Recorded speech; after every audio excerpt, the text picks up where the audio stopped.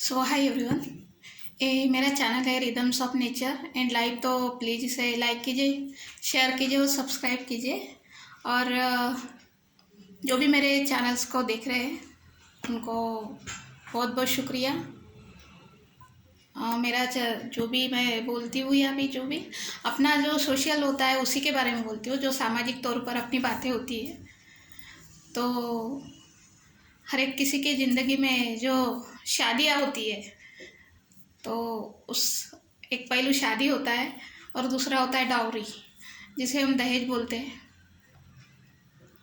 तो ये बहुत ही टॉपिक बहुत अलग है ये टॉपिक, और ये सभी जानते हैं कि क्या क्या होता है। अगर किसी को दहेज देने वाले की क्या मंशा और लेने वाले की क्या मंशा होती होगी, तो लेने वाला तो ले लेता है, लेकिन जो देने वाला रहता है, जिसको देना है, उसके ऊपर क्या क्या गुजरती होगी वो इंसान खुद ही जानता होगा। बीच में एक केस हुआ था आयशा का, गुजरात में। तो वो लड़की जब खड़ी थी वहाँ पर ब्रिज के ऊपर, तो किसी ने देखा ही नहीं उसको। उसने फ्लाइंग की, तब सब ने वीडियो कुछ बनाया था, हल्का सा वो दिखा था। लेकिन जो 1 घंटा 1.5 घंटा उसने बात की अपने हस्बैंड के साथ, परिवार के साथ, किसी ने नहीं देखा। क्या कोई किसी ने सुना नहीं होगा, वहाँ से कोई गया नहीं होगा उस वक्त तक कि वो क्या बोल रही है। जब वो अगर किसी ने ध्यान से अगर थोड़ा भी ध्यान दिया रहता तो शायद उस लड़की की जान बच जाती। तो ये है डाउरी। तो सबसे बड़ी बात तो ये आती है कि जो लेता है उसको तो साइड में रख लो जी, लेकिन जो दहेज देता है उस इंसान पे क्या बीतती होगी वही जानता है। लेन देन की तो बात हो गई, लेकिन अगर लड़की उसके बाद भी अगर अपने परिवार में, अपने ससुराल में अगर सुखी ना रहे तो वो दहेज देने से क्या फ़ायदा। और परेशानी तो फिर उस बात की होती है। शायद किसी को बुरा भी लगे इस बात का, लेकिन ये सही बात है कि मुझे उस इंसान को देखकर परेशानी होती है जो ईएमआई भरते रहता है न जाने कितने सालों तक। दहेज का ईएमआई भरता है। तो अभी बहुत सारे परिवारों में ऐसा लिया जाता है। तो ये वो तो ठीक है, दहेज ले लिया दे लिया, लेकिन उसके बाद भी दूसरी बात आती है कि जमाई का जितना मान सम्मान है वो सब होना चाहिए, वरना उसमें भी 10 बातें आएगी कि तेरे भाई ने मुझे क्या दिया, तेरी माँ ने मुझे क्या दिया, तेरे पिता ने मुझे क्या दिया। तो आप लोग क्या इतने गए गुजरे हैं कि खुद के बलबूते पर नहीं खरीद सकते कुछ, यानी सब कुछ आपको ससुराल वालों की तरफ से चाहिए। मैं सभी को नहीं बोल रही हूँ, कोई अच्छे लोग भी होते हैं जो दहेज नहीं लेते, बहुत लोग रहते भी ऐसे, लेकिन कुछ तो भी परसेंट लोग रहते हैं जो इस तरह का बिहेव करते हैं। नागपुर या कहीं की घटना थी, ज्वेलरी शॉप था उनका। अपने बेटे को न जाने 40 किलो सोना, 40 किलो चांदी और न जाने कितना सोना दिया, और बाकी का कितना 1.5 महीने के अंदर उस लड़की को जलाया गया। और क्या चाहिए तुम लोगों को। तो इस तरह का ये सबसे समाज का एक पवित्र रिश्ता बोलते हैं शादी का, हिंदुओं में या पूरे भारत में जिंदगी का सबसे पवित्र रिश्ता माना जाता है शादी को। और उसका अंजाम क्या होता है इस तरह का। तो आप इस तरह का लेन देन ना करें, और अगर ज़रूरत है बहुत ही तो ठीक है, कोई आपको दे रहा है वो बात अलग है, लेकिन शादी में आप बेटी आ रही है, उसके साथ सामान आ रहा है और बाकी के ना जाने कितनी चीज़ें आपको दी जाती है, तो आप उसी पर थोड़ा फोकस करें तो अच्छा है। दहेज क्या एक बहुत मानसिक तौर पर जो दिया जाता है, ये मानसिक तौर से जुड़ जाता है वो, कि आगे चलकर बेटी के साथ क्या होगा।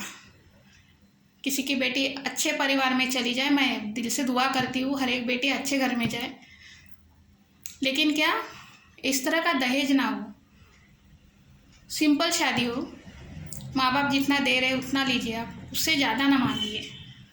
ताकि वो सालों तक, न जाने कितने महीनों तक ईएमआई भरते रहे।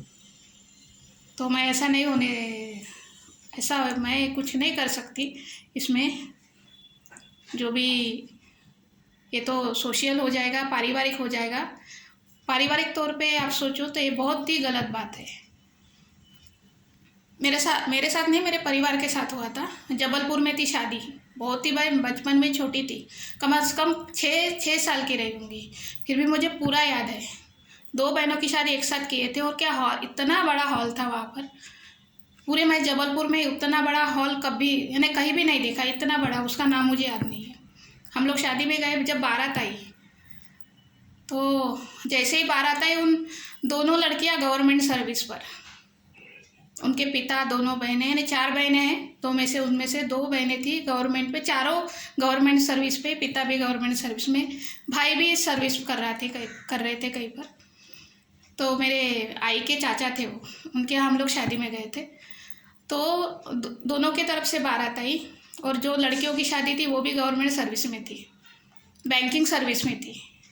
उन लोगों ने बारात यानी गेट पर ही रोक दी कि हमें सोने की अंगूठी अभी के अभी चाहिए, दोनों ने। उसके बाद कि फिर मेरे जो आई के चाचा थे, उन्होंने बोला कि आप बारात ले जाना चाहते हो तो रिटर्न ले जाओ। मैं एक अंगूठी या कुछ भी नहीं दूंगा, बाद में अगर कुछ होता है तो मैं देखूंगा। जैसे तैसे वो लोग समझा बुझा कर अंदर तो आ गए। दोपहर को बारात आई थी, तो दोपहर का एक खाना था और शाम का, ऐसे दो समय का, यानी शादी होने के बाद फिर जो भी रहता है रिसेप्शन का जो। तो जितने लोग आए थे, 300 या 500 जो भी जितने आए थे, उन लोगों को दाल चावल जो भी है, जलेबी वगैरह, इतना ऐसे ना सिंपल, थोड़ा सिंपल खाना था, वो सबको दिया गया। तो इतना बड़ा हॉल था और पूरी लाइनें थी। सिर्फ हमको दाल और सब्जी दी, हमको पूरे 5 पकवान क्यों नहीं दिए, पूरे के पूरे उड़ गए वहाँ से। कोई नहीं, वहाँ किसी ने खाना नहीं खाया। मेरे पास उस वक्त तो बहुत छोटी थी मैं, उस वक्त तो मोबाइल भी नहीं था। अगर देखती, अगर हम किसी को भूखा देखते या फिर हमें खुद भूख लगती है तो लगता है कुछ भी मिल जाए खा ले। तो पूरा के पूरे सब उड़ गए वो लोग, किसी ने खाना नहीं खाया। अगर खाना ही नहीं था तो बैठे क्यों आप लोग। तो उन्होंने वो सोने की अंगूठी चाहिए, इसका बदला उन्होंने बाद में निकाले, सबके सब उड़ गए। वो बात हो गई। शाम हुई, शादी के लिए सब तैयार हो रहे, खाना किसी ने नहीं खाया। उतना खाना पूरा वेस्ट गया, खाना किसी ने नहीं खाया। इतने अपने घर में अमीरों की औलाद हो आप लोग, जो दूसरों के यहाँ का खाना इस तरह फेंकोगी। तो इस तरह का होता है। बाद में सब, शाम हुई, 8 बजे होंगे, सब लोग शादी में पूरे मग्न है, सब तैयारी हो रहे वगैरह कर रहे, कोई कुछ कर रहा है, कोई कुछ कर रहा है। तो मैं देख रही थी, मुझे कुछ अजीब सा लगा, इतना वो उस वक्त फीलिंग हुई। तो उसकी जो, मैं सोच भी नहीं सकती, तब तो इतना छोटी थी मैं, कुछ भी नहीं समझता था, मुझे दहेज भी शायद समझता नहीं था। तो बाद में मैं सबको देख रही हूँ, सब खुशहाल है, सब मेकअप वगैरह ये सब चालू था, और इतना बड़ा हॉल था। मैं हॉल देख के ही मैं सोच भी नहीं सकती, उसका नाम मुझे याद नहीं है। जैसे ही हम लोग, सब लोग दीजिए अपने, मैं देख रही हूँ कि लड़की के पिता जो है वो नहीं दिख रहे मुझे, कहाँ गए। शायद मैं कसम से उस वक्त ये अकेली लड़की सोच रही थी, इस लड़की के पिता क्यों नहीं दिख रहे मुझे। मैं उनको ढूंढ रही हूँ, किधर है वो। मैं उनको पहचानती, पहली बार देखा था उनको जब हम शादी में गए थे, क्योंकि जबलपुर एमपी में आता है, तो आना जाना तो बहुत दूर की बात है ना, इतने दूर नहीं होता जाके। मैं गई, ढूंढ रही, चारों तरफ गार्डन था, वहाँ देखा, जहाँ स्पेस रहते थे बैठने वगैरह के लिए, वहाँ देखा, वहाँ भी नहीं दिखे। बाद में मुझे जो किचन जो बनाए थे उन्होंने, ऐसा पंडाल रात बनाए थे, वहीं पर खाना बना था, बहुत जगह, स्पेस बहुत था उसमें। वहाँ मैंने जाकर देखा तो सब रेडी था, खाना वाना सब, जितने प्रकार के भोजन थे, बहुत सारे बनाए थे उन लोग, उस शाम के लिए बनाए थे। तो वो जो चाचा थे पूजो कहने, उनको भी अभी रिटायरमेंट, उस वक्त रिटायरमेंट मिलने वाला था, अभी तो शायद वो इस दुनिया भी नहीं होंगे। तो मैं देख रही थी, उन्होंने जो चम्मच ऐसे करके बड़े बड़े जो रहते हैं उसको क्या बोलते हैं मुझे नहीं पता, क्या बोलते हैं उसको, बड़े बड़े टोप रहते हैं उसको क्या बोलते हैं मुझे नहीं पता। तो वो चम्मच पकड़ के ऐसे पकड़े खड़े थे, जैसे कोई मूर्ति रहती है ना, ऐसे बिल्कुल स्टैचू की तरह। तो और मैं उनको देखती ही रह गई कि ये क्या कर रहे हैं। वो सिर्फ उसको ऐसे कर भी नहीं रहे, सिर्फ वो ऐसे पकड़े करके। कम से कम मैं 5 मिनट वहाँ खड़ी थी। कुछ 20-25 कदम की दूरी थी हम दोनों के बीच में। मैं अकेली थी और वहाँ वो खड़े थे सिर्फ ऐसे। वो कितना डिप्रेशन में चले गए होंगे ना उस वक्त, कि मैंने इतना सब कुछ दिया है। मेरी गवर्नमेंट, दोनों लड़कियाँ गवर्नमेंट जॉब में हैं, उनको सब कुछ उन्हीं के नाम पे होना था। जब लड़कियाँ है गवर्नमेंट, और वो दोनों जो जमाई आए थे बारात लेकर, वो भी गवर्नमेंट सर्विस में थे।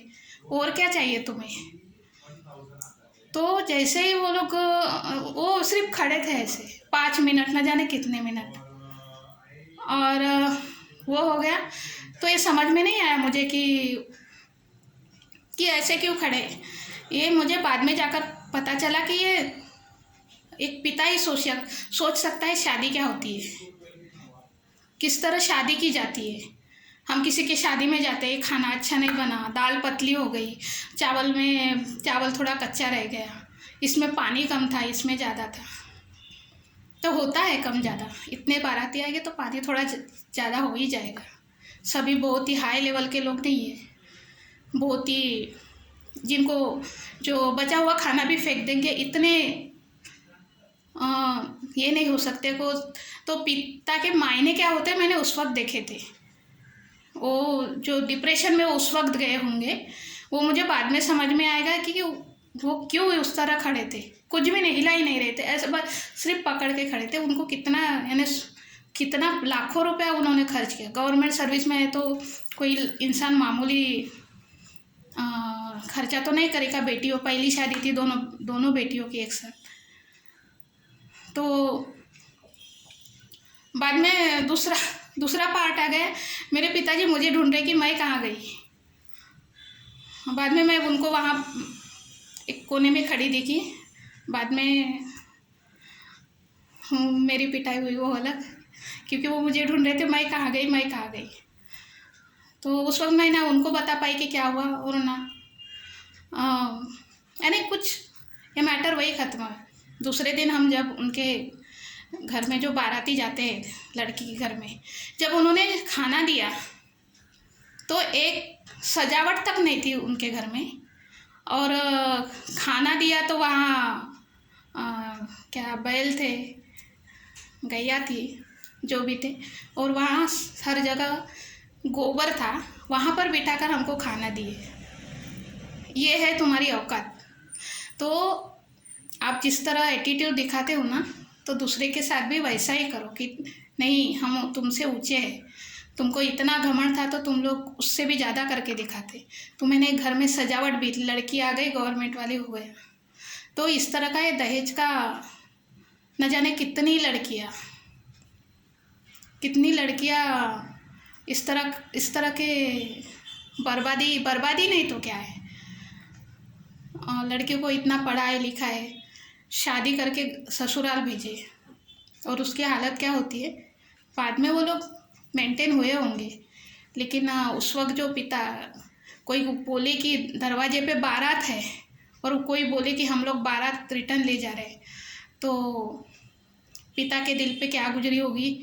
या फिर उन्होंने बाद में कुछ और दिया होगा, वो मुझे पता नहीं, क्योंकि बाद में तो हम लोग निकल गए थे। तो इस तरह का होता है। तो जिस तरह आप दिखाते हो ना, हम ये है, हमारा घर है, हमारा बहुत सारा सब कुछ है, तो ये दूसरों के सामने जब दिखाते हो ना, तो ये फिर जब असलियत सामने आती है तो वो इस तरह का दिखता है। तो उस वक्त आप इस तरह मत कीजिए कि आप खुद नीचे हो जाए। अपना जो है, जितना है उतना ही बहुत है, उतना ही बताइए, उससे ज़्यादा मत बताइए। तो ये दहेज का बहुत ही डाउरी या दहेज जो भी बोलो, मुझे तो बिल्कुल पसंद नहीं है। कई लोग शादी भी करते हैं तो ठीक है, कोई किसी से शादी कर रहे हैं, लव मैरिज भी करते हो तो ठीक है। किसी लड़की को गवर्नमेंट सर्विस मिल जाती है, बहुत बड़ा बिजनेसमैन मिल जाए तो आप शादी कर लीजिए, क्योंकि बाद में वो आप ही के सब आपके नाम पे होने वाला है। मिडिल क्लास है, घर है, तो भी शादी कीजिए। तो थोड़ा सेविंग होनी चाहिए, और सिर्फ आपको शादी करनी है और बच्चे चाहिए तो फिर किसी के भी साथ शादी कीजिए। फिर जब बच्चे हो जाते, मैंने कल ही एक लेडीज़ को देखा, 11 बजे, मैं बस में थी, 11 बजे थे, वो आदमी अपनी बेटी को लेकर जा रहा था, उसके पीछे छोटा सा बच्चा लेकर, अपने बच्चे को लेकर, शायद 2-3 दिन उसको छुट्टी हुई होगी हॉस्पिटल से, भरी धूप में वो ले जा रहा था वहाँ से। लेकिन इतना नहीं कि चलो लेडीज़ के हाथ का सामान खुद पकड़ ले, सामान भी उसके हाथ में है, बच्चा भी उसके हाथ में है, और फाइल्स भी उसके हाथ में है। यानी ये परिस्थिति रहती है कि ऑटो से भी नहीं जा सकते, लेकिन हमें बच्चे चाहिए तो फिर किसी से साथ शादी कीजिए। सिर्फ नहीं, हमारी शादी हो गई है, घर में कैसे हो वो भगवान ही जाने। तो इस तरह का ये डाउरी है। तो इतनी, और रही दूसरी बात, बहुत ही, जो भी आप शादी करते तो कम से कम जो ऑलरेडी शादीशुदा है उससे तो मत कीजिए, क्योंकि उससे भयानक ज़िंदगी शायद इस दुनिया में कोई हो। लेकिन इसके बारे में किसी को कुछ बोल नहीं सकते, जिसकी अपनी अपनी ज़िंदगी है। लेकिन ये नॉर्मल जो सामाजिकता है ये इस तरह की, तो आपको इतनी अच्छी लड़की मिल रही है, गवर्नमेंट सर्विस वाली मिल रही है, सारा पेमेंट आपके अकाउंट में जाएगा, आप उन्हीं के होने वाले हो, उनका पेमेंट आपको होने वाला है, फिर भी आप एक पिता को इस तरह हर्ट करोगे। तो ये डाउरी का मैं बचपन से देखते आ रही हूँ। मेरी सगी मौसी को भी इस तरह का उनके साथ भी हुआ है। अभी वो डाउरी था और कुछ था मुझे नहीं पता, लेकिन 17 मई नागपुर में वो, उसको भी 10-12 क्या 20 साल हो गए उसके, उस बात को भी 20 साल तो हो ही गए, ज़्यादा ही हो गए। तो 17 मई नागपुर में जब मई का जो गर्मी रहती है ना, वो देखने, यानी बिल्कुल कड़क, ऐसा लगता है रेगिस्तान है वो। उस उतनी गर्मी में वो पूरी तरह से 94% जल गई थी। वो क्या हुआ था क्या नहीं। और मेरे मौसा जी जो थे उन्होंने कहा कि मैं अपनी बेटी को संभाल रहा था, उससे बचा ही नहीं पाया। बाद में वहाँ तक जाते तक उनका पोस्टमार्टम सब कुछ होकर सब परिवार मिला डायरेक्ट स्मशान घाट में, यानी उसके बीच में क्या हुआ किसी को पता नहीं। जाने के लिए बहुत लेट हो रहा था, क्योंकि वो लोग सब गाँव से वगैरह आने वाले लोग थे। तो इस तरह का होता है, न जाने कितनी जाने जाती है, कितनी, इतना। आप क्या सिर्फ मायके से जो भी आता है लड़की के, सिर्फ उसी के बलबूते पर जीते हो क्या? खुद कभी बोलते हो कि पिताजी आप मेरी तरफ से ये ले लीजिए कि आप ही लोगे? देने वाले देते हैं, लेकिन कुछ कम से कम 25 से 35% लोग इस तरह के दहेज या उससे भी जाते। मैं इसके बारे में, परसेंटेज के बारे में भाई बात ज़्यादा जानती नहीं हूँ, अकाउंटिंग मुझे नहीं आता। लेकिन जो पढ़ती हूँ मैं, समाचारों में है, जो मैं अखबार में पढ़ती हूँ, उसका तो नतीजा, और मैंने अपनी आंखों से देखा है ये। तो इस तरह का जो भी रहता है, इस तरह का दहेज मत लीजिए। जो भी माँ बाप की तरफ से आता है लड़कियों के, आप उतना एक्सेप्ट कीजिए। आपको कुछ एक्स्ट्रा ज़रूरत हो तो उनसे बोलिए कि इतना चाहिए, लेकिन लड़की पर इस तरह का अन्याय करके आपको कुछ मिलने वाला नहीं है। तो जब भी शादी जैसा माहौल होता है तो सोच समझ कर कीजिए। अगर आप किसी को चाहते हो, वो रेडी है तो बात अलग है, लेकिन पहले सोचिए कि उसका सच में कुछ है, आगे जाकर आपको कुछ सेविंग है उसकी, उसका घर है कि आगे जाकर हमें कुछ दे सके। तो इस तरह का थोड़ा बहुत ही सिर्फ शादी करके बोल के नहीं होता, कम से कम उसके लिए आगे चल के बहुत कुछ करना पड़ता है। कम से कम बच्चों के एजुकेशन के लिए तो किसी को मांगना ना पड़े, इतना तो भी सेविंग चाहिए इंसान के पास। तो किसी को कुछ बुरा लगता है उसके लिए मैं माफ़ी चाहूँगी, लेकिन ये सही बातें हैं जो मैंने देखी है और मेरी इसमें जो मैं देखती हूँ वही बताती हूँ, बाकी मेरे पास दूसरा कुछ ज़्यादा रहता नहीं। So thanks and bye.